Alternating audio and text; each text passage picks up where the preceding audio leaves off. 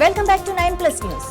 ఖమ్మం జిల్లా చింతకాని మండలం జగన్నాథపురంలో సీఎం రేవంత్ రెడ్డి పర్యటన నేపథ్యంలో జిల్లా కలెక్టర్ దివాకర్ టీఎస్ సభ ఏర్పాట్లను పరిశీలించారు. పోలీస్ కమిషనర్ తో కలిసి సభా ప్రాంగణం, హెలీప్యాడ్, పార్కింగ్, భద్రతా ఏర్పాట్లను తనిఖీ చేశారు. సీఎం పర్యటన విజయవంతం కోసం అన్ని శాఖల అధికారులు సమన్వయంతో పనిచేయాలని ఆదేశించారు. వికారాబాద్ జిల్లాలో ఇందిరమ్మ ఇండ్ల బిల్లుల మంజూరులో లంచాల ఆరోపణలు కలకలం రేపుతున్నాయి.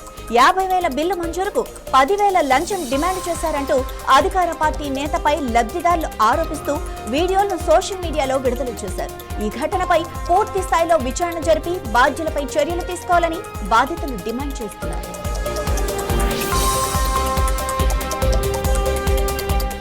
నర్సంపేటలో ప్రైవేటు పాఠశాలల ఫీజుల దోపిడీకి వ్యతిరేకంగా పేరెంట్స్ కమిటీ ఆధ్వర్యంలో తల్లిదండ్రులు ధర్నా నిర్వహించారు.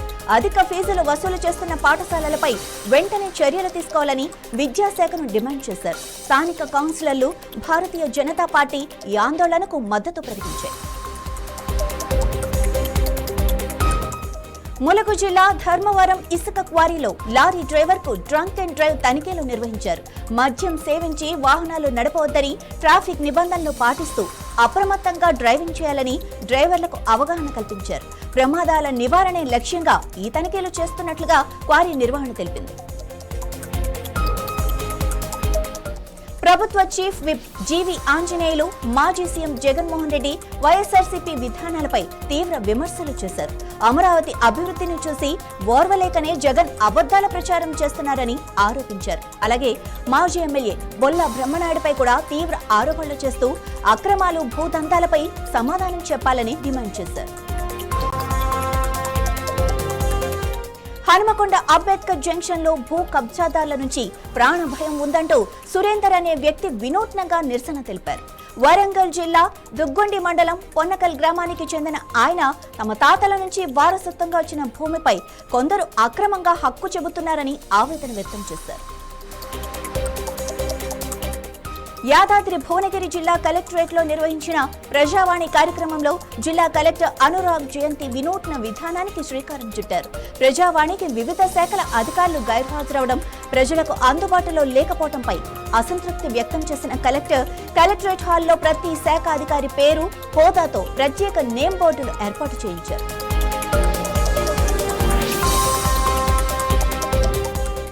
జయశంకర్ భూపాలపల్లి జిల్లా టేకుమట్ల మండలంలోని మానేరు వాగులో జరుగుతున్నట్లు ఆరోపిస్తున్న అక్రమ ఇసుక రవాణా ప్రాంతాన్ని మాజీ ఎమ్మెల్యే గండ్ర వెంకట రమణారెడ్డి సందర్శించారు.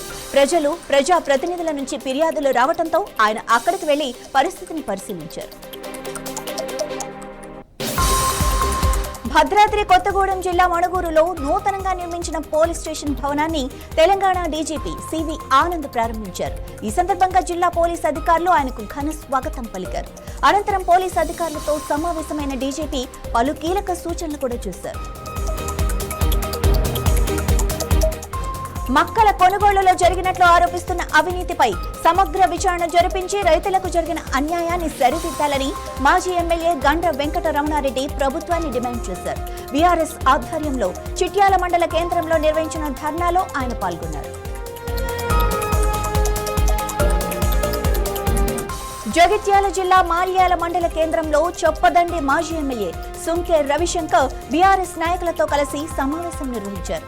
ఈ సందర్భంగా చొప్పదండి నియోజకవర్గంలో రాజకీయ పరిస్థితులపై తీవ్ర విమర్శలు చేశారు. స్థానిక ఎమ్మెల్యే మేడిపల్లి సత్యం, ఆయన అనుచరుల కారణంగా ప్రశాంతంగా ఉన్న నియోజకవర్గంలో ఉద్రిక్త పరిస్థితులు నెలకొన్నాయని ఆరోపించారు.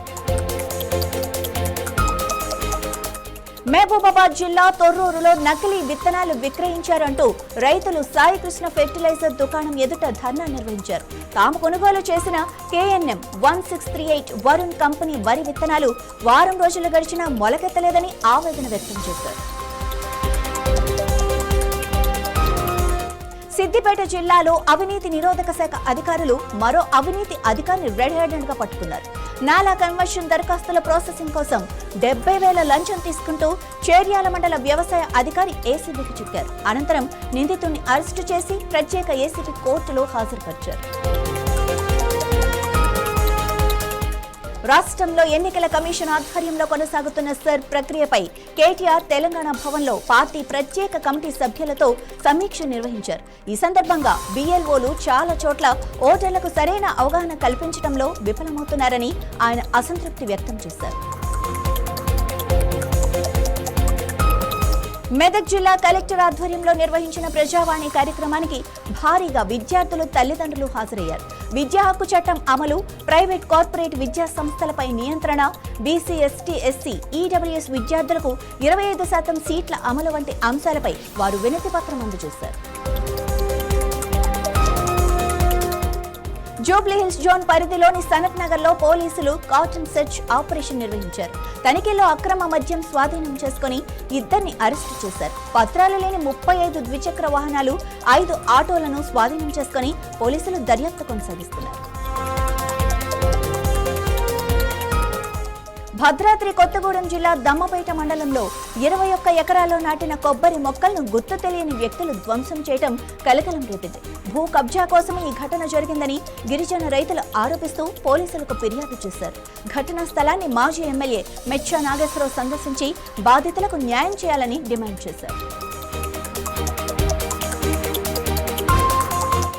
మెదక్ జిల్లా ఆందోళన నియోజకవర్గంలో సర్ ఓటర్ల జాబితా సవరణ ప్రక్రియ రేపటి నుంచి ప్రారంభమవుతుందని అధికారులు తెలిపారు.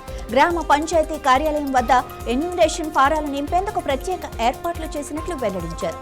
స్వచ్ఛందంగా చదువుకున్న యువత ముందుకొచ్చి ఫారాలు నింపడంలో రైతులకు, గ్రామస్తులకు సహకరించాలని అధికారులు కోరారు. బాలీవుడ్ నటుడు Sanjay Dutt Basavatarakam Indo American cancer hospital and research institute ను సందర్శించారు. ఆసుపత్రికి చేరుకున్న ఆయనకు చైర్మన్ నందమూరి బాలకృష్ణతో పాటు ట్రస్ట్ బోర్డు సభ్యులు నారా బ్రహ్మణి, JSR ప్రసాద్ సాదరంగా స్వాగతం పలికారు.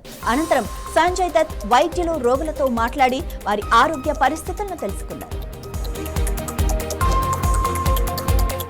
జయశంకర్ భూపాలపల్లి జిల్లా మహదేవ్పూర్ మండలంలో అరుదైన దృశ్యం కనిపించింది.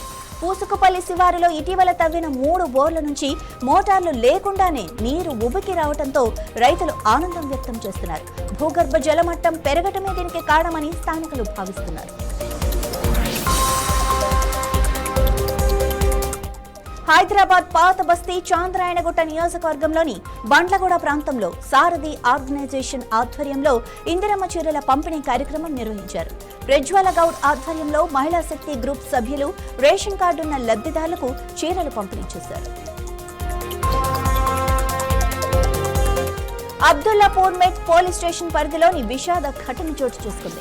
ట్రాన్స్ఫార్మర్ వద్ద మీటర్ రీడింగ్ తీస్తుండగా విద్యుత్ షాక్ కు గురైన లైన్ ఇన్స్పెక్టర్ భరత్ అక్కడికక్కడే మృతి చెందగా లైన్ మెన్ రామదాసు తీవ్రంగా గాయపడ్డారు. ఘటనపై పోలీసులు కేసు నమోదు చేసి దర్యాప్తు చేపట్టారు.